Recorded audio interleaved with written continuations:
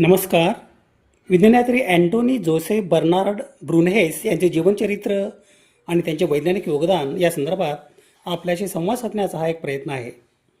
अशा महत्त्वपूर्ण विषयासाठी कृपया चॅनलला सबस्क्राईब करा. आपली मते आणि सूचना कमेंट बॉक्समध्ये लिहा.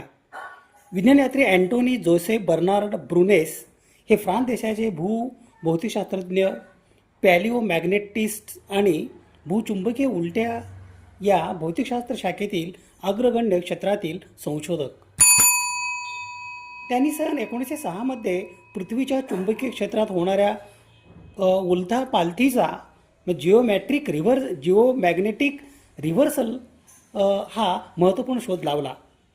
पॅलिओमॅग्नेटिझम या विषयातील त्यांच्या अभूतपूर्व कार्यासाठी ते ओळखले जातात. पृथ्वीच्या चुंबकीय क्षेत्राच्या वर्तमान काळातील सामान्य ध्रुवीयतेच्या काळाला त्यांच्या सन्मानार्थ ब्रुनेस क्रॉन असे नाव देण्यात आले आहे. ब्रुनेस मॅटुआयामा रिव्हर्सल हा चुंबकीय उलटा पालथीचा कालखंड देखील त्यांच्या आणि मोटोनोरी मॅटुआयामा यांच्या नावावरून ओळखले जाते. पृथ्वीच्या चुंबकीय क्षेत्रातले खडक, समुद्रतळाशी जमणारा गाळ आणि तळाशी असलेला पुरातन वस्तू या संदर्भातील अभ्यास म्हणजे पॅलिओमॅग्नेटिझम. चुंबकीय क्षेत्राची दिशा, त्याची तीव्रता, यांचे रेकॉर्ड, लॉक इन करणारे नैसर्गिक प्रक्रिया आणि खडकामध्ये तयार होणारे खनिजे यांचा जवळचा महत्त्वपूर्ण संबंध आहे. चुंबकीय क्षेत्राची दिशा, त्याची तीव्रता, याचे रेकॉर्ड पृथ्वीच्या चुंबकीय क्षेत्राचे भूतकाळातील व्यवहार आणि टेक्टॉनिक प्लेटचे भूतकाळातील स्थान दर्शवितात. ज्वालामुखी आणि गाळयुक्त रॉक यांचा अनुक्रम मॅग्नेटोस्ट्रेटिग्राफी यामध्ये संरक्षित केलेल्या भौगोलिक ट्रॅव्हल्स यांची नोंद एक भौगोलिक नियमन उपकरणाद्वारे वापरण्यात येणारा वेळ स्तर प्रदान करते. पॅलिओमॅग्नेटिझम यामध्ये तज्ज्ञ असलेल्या जिओफिजिसिस्टना पॅलिओमॅग्नेटिस्ट सुद्धा म्हणतात. अँटोनी जोसेफ बर्नार्ड ब्रुनेस यांचा जन्म दिनांक 3 जुलै 1867 रोजी फ्रान्स देशातील टुलूज या शहरात झाला. स्थानिक शाळेत त्यांचे शालेय शिक्षण पूर्ण झाले. इकोले नॉर्मेल सुपरयुअर येथे त्यांचे पदवी शिक्षण, पदव्युत्तर शिक्षण आणि संशोधन पदवी म्हणजे PhD शिक्षण पूर्ण झाले. इकोले नॉर्मेल सुपरयुअर येथून त्यांनी भौतिकशास्त्र विषयातील ॲग्रेजी ही पदवी संपादन केली होती. त्यांनी सन 1893 ते सन 1895 कालावधीत युनिव्हर्सिटी ऑफ लिलेनॉर्ड डी फ्रान्स या संस्थेत भौतिकशास्त्र आणि इलेक्ट्रिकल अभियांत्रिकी या विषयांचे अध्यापन कार्य केले.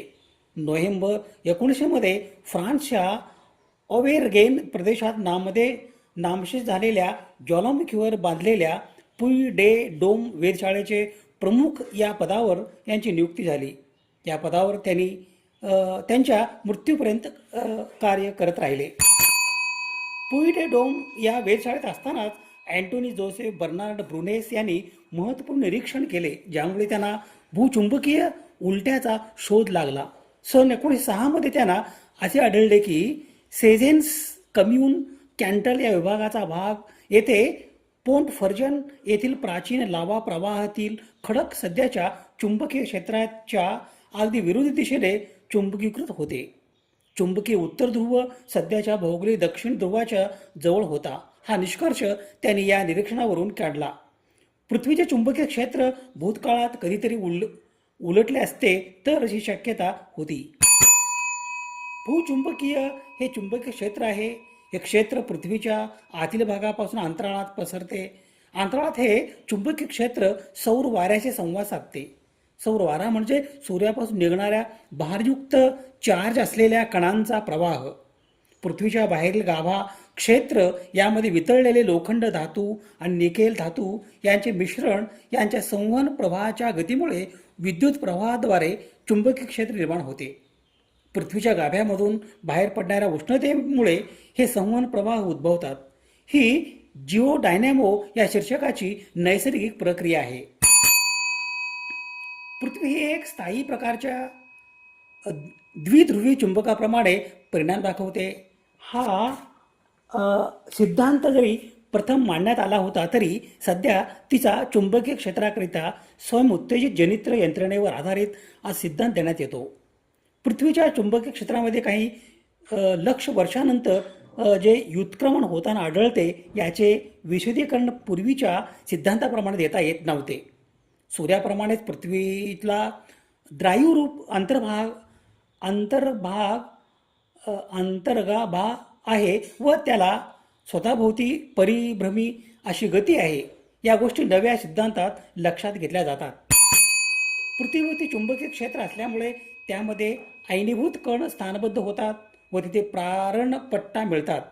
पृथ्वीबाहेरील निरीक्षकास हे प्रारणपट्टे म्हणजे रेडिओ तरंगाचे उत्सर्जन करणारे उद्गम आहेत असा अनुभव मिळू शकतो. गुरु व शनी या ग्रहांना चुंबकीय क्षेत्र आहे असे आढळते. शनीच्या चुंबकीय क्षेत्राची दिशा त्याची परिभ्रमी अक्षाला समांतर आहे. पृथ्वी व गुरु याप्रमाणे या दोन दिशांमध्ये कोण नाही. या दोन्ही ग्रहांना विद्युत संवाहक अशी द्रायूची बनलेले अंतरंगे आहेत. त्याच्याभोवती पृथ्वीप्रमाणे प्रारणपट्टे आढळतात आणि या पट्ट्यापासून रेडिओ तरंगाचे जे प्रेषण होते त्याचे पृथ्वीवर अभिज्ञान म्हणजे अस्तित्व ओळखणे करता येते. या दोन ग्रहावरील चुंबकीय क्षेत्राविषयीचे ज्ञान या कार्याकरिता खास पाठवलेल्या अवकाशयानांच्या उदाहरणार्थ पायोनियर 11 याच्या सहाय्याने मिळवले जाते. चंद्रावर व शुक्र ग्रहावर चुंबकीय क्षेत्र अस्तित्वात नाही याबद्दल स्पष्ट पुरावा मिळतो. चंद्राला द्रवरूप अंतरंग नाही. या दोन्हीच्या भोवती प्रारणपट्टाही नाही. मंगळ ग्रहावर एक तर चुंबकीय क्षेत्र मुळातच नाही किंवा असले तर त्याचे प्रमाण पृथ्वीवरील क्षेत्राच्या सापेक्ष अत्यंत कमी आहे. अंदाजे 5000 पटींनी कमी असे असले पाहिजे असा अंदाज अवकाशयानाद्वारे केलेल्या निरीक्षणावरून करण्यात आलेला आहे. आकाशगंगेच्या सर्पिल भुजाच्या दिशेत दुर्बल चुंबकीय क्षेत्राचे अस्तित्व आहे असे दाखवता येते. त्याच्या पलीकडे असणाऱ्या ताऱ्यापासून येणाऱ्या प्रकाशाचे विश्लेषण केले असता त्या प्रकाशाचे ध्रुवण झाल्याचे, त्याची कंपनी एकाच प्रतलात होत असल्याचे दिसून येते. त्यावरून हा निष्कर्ष मिळतो. गांगेय म्हणजे आकाशगंगेतील चुंबकीय क्षेत्राच्या अस्तित्वाबद्दल याच प्रकारे पुरावा उपलब्ध होतो. खगोलीय चुंबकीय क्षेत्राच्या विशदीकरणाकरिता खालील बरेचसे सिद्धांत उपलब्ध आहेत. अविष्ट सिद्धांताप्रमाणे ताऱ्यांची उत्पत्ती झाली तेव्हा त्यावेळी तेथे एक आद्य चुंबकीय क्षेत्र उपस्थित होते. हे चुंबकीय क्षेत्र स्थिर नसून त्याचा सतत ऱ्हास होत होता. म्हणजे कालाप्रमाणे त्याचे मूल्य सतत कमी होते. काही ताऱ्यांमध्ये आज जे चुंबकीय क्षेत्र आढळते ते वरील आदिम क्षेत्राच्या ऱ्हासानंतर उरलेला असा अवशेष असावा. स्वयंउत्तेजित जनित्र सिद्धांत या संबंधी वर विवेचन केलेले आहे. त्याप्रमाणे परिभ्रमी ताऱ्यांमध्ये स्वयंस्फूर्त कडी समान चुंबकीय स्रोत निर्माण होतो. ताऱ्यामधील उष्मीय व गुरुत्वीय ऊर्जाचा संचय कायम ठेवणाऱ्या ज्या अणुकेंद्रीय विक्रिया घडून येत असतात त्यापासूनच नियुक्त झालेल्या काही ऊर्जेचे चुंबकीय क्षेत्र रूपांतरण होत असते. स्वयंउत्तेजित जनित्र सिद्धांतामध्ये प्रक्रिया सुरू करून देण्याकरिता एका बीज चुंबकीय क्षेत्राची आवश्यकता असते. विद्युत घटमाला क्रियेमुळे हे चुंबकीय क्षेत्र निर्माण होते असे समजले जाते. टोनी जोसेफ बर्नार्ड ब्रुनेस हे एक ख्यातनाम फ्रेंच भौतिकशास्त्रज्ञ आणि भूभौतिकशास्त्रज्ञ होते. पृथ्वीच्या चुंबकीय क्षेत्रामध्ये भूतकाळात उलथापालथ झाली होती हा शोध लावल्याबद्दल ते जगभर ओळखले जातात. पॅरिसमधील प्रसिद्ध इको नॉर्मेल मधून त्यांनी भौतिकशास्त्रात पदवी प्राप्त केली. त्यांनी युनिव्हर्सिटी लिले नॉर्ड डी फ्रान्स आणि इकोल सेंट्रेल डे लिलीमध्ये भौतिकशास्त्र आणि इलेक्ट्रिकल अभियांत्रिकीचे अध्यापन केले. नोव्हेंबर 1900 मध्ये फ्रान्सच्या प्यू डे डोम प्रदेशातील वेधशाळेचे प्रमुख म्हणून त्यांची नियुक्ती झाली. सन 1905 मध्ये त्यांनी फ्रान्समधील पॉन्टफेरेन येथील प्राचीन लाव्हा प्रवाहातील खडकाचा अभ्यास केला. या खडकामधील चुंबकीय क्षेत्र सध्याच्या चुंबकीय क्षेत्राच्या अगदी विरुद्ध दिशेने असल्याचे त्यांच्या निदर्शनास आले. यावरून त्यांनी निष्कर्ष काढला की पृथ्वीचे चुंबकीय क्षेत्र भूतकाळात कधीतरी उलटे झाले होते. त्यांच्या या महत्त्वपूर्ण सिद्धांताला सुरुवातीच्या काळात वैज्ञानिक समुदायाने लगेच मान्यता दिली नाही, परंतु पुढील 50 वर्षाच्या संशोधनातून त्यांचा सिद्धांत पूर्णपणे खरा ठरला. त्यांच्या या अभूतपूर्व शोधामुळे भूचुंबकत्वाच्या क्षेत्रात मोठी क्रांती झाली. दिनांक 6 मार्च 2005 रोजी हंस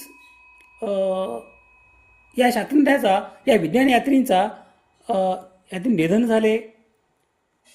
या विज्ञान यात्रीच्या स्मृतीस विनम्र अभिवादन. स्रोत संदर्भासाठी ही यादी आहे. समाज हिताच्या एखाद्या वैज्ञानिक विषयासंदर्भात प्रबोधन करणे, जागतिक समस्यांचे निराकरण करण्यासाठी सामाजिक इच्छा आणि संसाधन एकत्रित करणे आणि मानवतेच्या यशाचा उत्सव बळकट करणे यासाठी सुवर्णसंधी म्हणजे सामाजिक आणि वैज्ञानिक सण आणि उत्सव. अशा महत्त्वपूर्ण विषयासाठी कृपया चॅनलला सबस्क्राईब करा. आपली मते आणि सूचना कमेंट बॉक्समध्ये लिहा. विज्ञान निष्ठा ही जीवन निष्ठा. धन्यवाद.